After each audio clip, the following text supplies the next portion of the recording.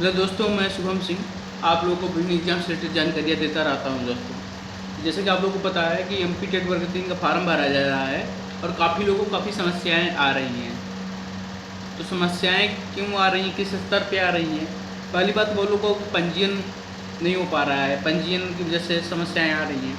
पहली बात तो जो लोग 2020 का भी टेट पास हैं और 2024 वाला भी टेट पास हैं, उन्होंने क्या किया है कि 2020 में भी पंजीयन कराया था, फिर 2024 में भी करा लिए होंगे, और जो फार्म भर रहे हैं वर्ग 3 का मेंस का, वो पुराने वाले पंजीयन से कर रहे हैं।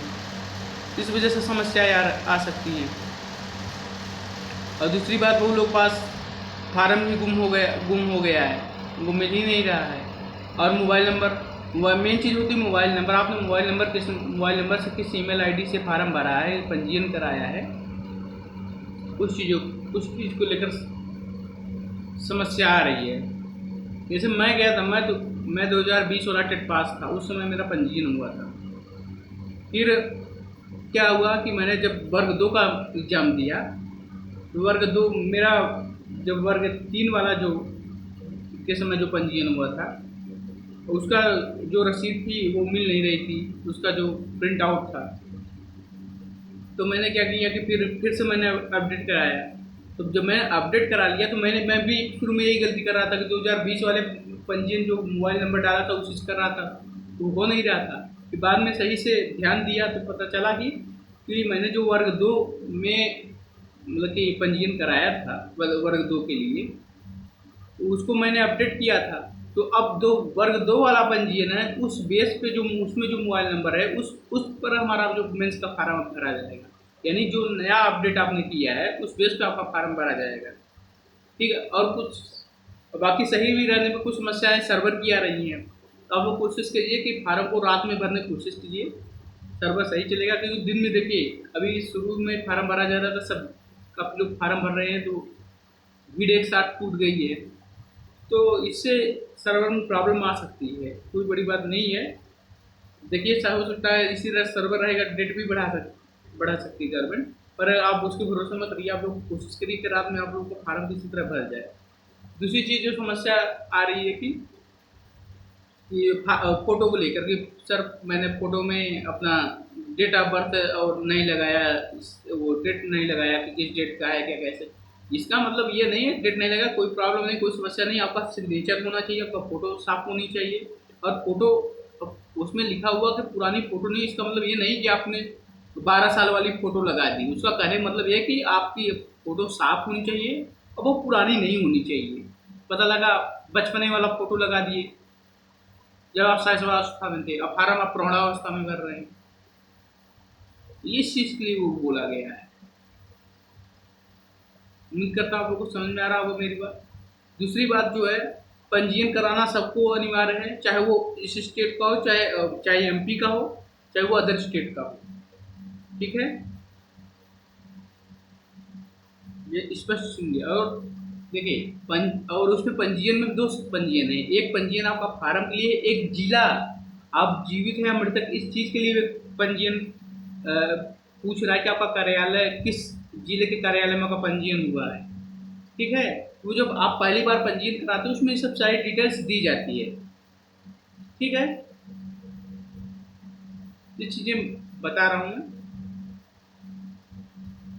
आप लोग को जो समस्याएं। और सबसे बड़ी समस्या, आप लोग पहली बार गलती ये कर रहे हैं। अब पहली बात तो मोबाइल से ही, अब मोबाइल से करेंगे तो पहली बात तो फोटो नहीं लेगा, उसमें रिजोल्यूशन में कम केबी की चाहिए। और हाई स्कूल का भी उसमें डीओबी के बेस पर, डीओबी सर्टिफिकेट बेस पे हाई स्कूल का भी उसमें लगाना है, कम केबी रही ना। तो आप लोग साइबर कैफे जाइए, सही जगह से फार्म भराइए। देखिए, ज़्यादा समय तक परेशान रहने से अच्छा है थोड़े पैसे चले जाएं, जो 150 रुपये जाएगा जाएगा। अगर फार्म 500 का है जनरल का, मैं बता रहा हूँ अदर स्टेट वालों के लिए या जनरल के लिए, अगर 600 रुपये होता तो क्या फार्म नहीं भरा जाता? भरा जाता ना। 150 का मुंह मत देखिए, आपका टाइम खराब हो रहा है। आप जाके साइबर कैफे से फार्म से सही और ऐसी जगह जाइए जो फार्म भरा हो, किसी नौसखिए के पास मत जाइए जिसको मतलब कि जिससे सब कुछ आपको भी बताना पड़े, ये वेबसाइट है, ऐसे होगा ऐसे होगा। फिर कुछ फार्म भरना है उसको, तो फिर कह रहा है कि अपने दोस्तों से पता करिए कि यहाँ क्या करते हैं कि यहाँ से इसमें क्या भरा जाएगा। जैसे एक था IRC करके कुछ है, IRC मतलब कि भारतीय पुनर्वास केंद्र वाला, कि आप है कि नहीं है, तो लोगों को पता ही नहीं है उसमें। ये जो भारतीय पुनर्वास केंद्र से होता है, जो IRC करके है, उसमें जो दिया हुआ है उसमें हाँ नहीं कि वो स्पेशल मतलब कि डिप्लोमा होता है आप निःशक्त बच्चों के लिए, दिव्यांग बच्चों के लिए जो होते हैं, उसके लिए वो डिप्लोमा कराया जाता है। अब अगर आप लोग जनरल DLED है सामान्य डाइट से या प्राइवेट कॉलेज से, तो आप लोग को उसमें नहीं करना है, उसमें कोई समस्या नहीं है। और जो चीज़ समझ नहीं आ रही है आप गूगल कर सकते हैं, छोटी मोटी चीज़ें, ठीक है ना। ये है। और जिसको पंजीयन में समस्या आ रही है वो क्या कर रहे हैं, फिर से नया पंजीयन करा लें। अगर उनका पहली बात तो आप लोग को जो पंजीयन होता है उसका फार्म जो था प्रिंट आउट तो सुरक्षित रखना चाहिए। और मेन उसमें सबसे बड़े मेन उसमें है मोबाइल नंबर, आपने मोबाइल नंबर कौन सा लगाया है, और नया जो अपडेट कराए हैं उसी पंजीयन से फार्म भरा जाएगा, ठीक है।